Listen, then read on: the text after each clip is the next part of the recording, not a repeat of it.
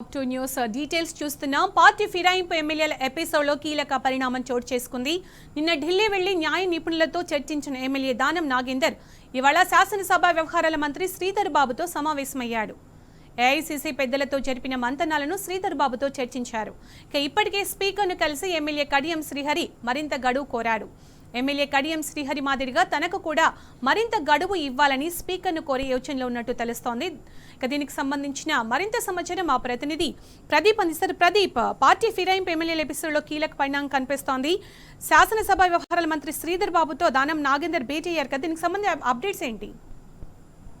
Speaker గడ్డం ప్రసాద్ కుమార్ ఎమ్మెల్యేలు దానం నాగేందర్ కడియం శ్రీహరికి మరొకసారి నోటీసులు జారీ చేశారు.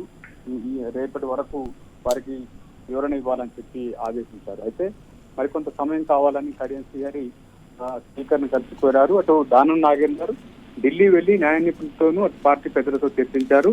శాసనసభ వ్యవహారాల మంత్రి ఉన్నటువంటి శ్రీధర్ బాబుతో ఈరోజు ఉదయం భేటీ అయ్యారు.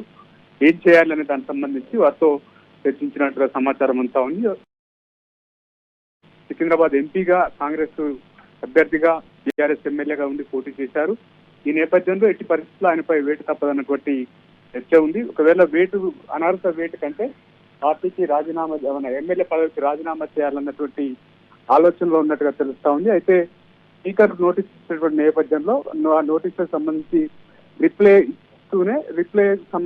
ఇచ్చిన తర్వాత స్పీకర్ ఎటువంటి నిర్ణయం తీసుకుంటారు, ఒకవేళ అనర్హత వేటు వేస్తారా, అంతకంటే ముందు పార్టీకి ఎమ్మెల్యే పదవికి రాజీనామా చేస్తే బాగుంటుందా అన్నట్టు దానికి సంబంధించి శ్రీధర్ బాబుతో నాగేందర్ చర్చించినట్టుగా తెలుస్తా ఉంది. Thank you Pradeep.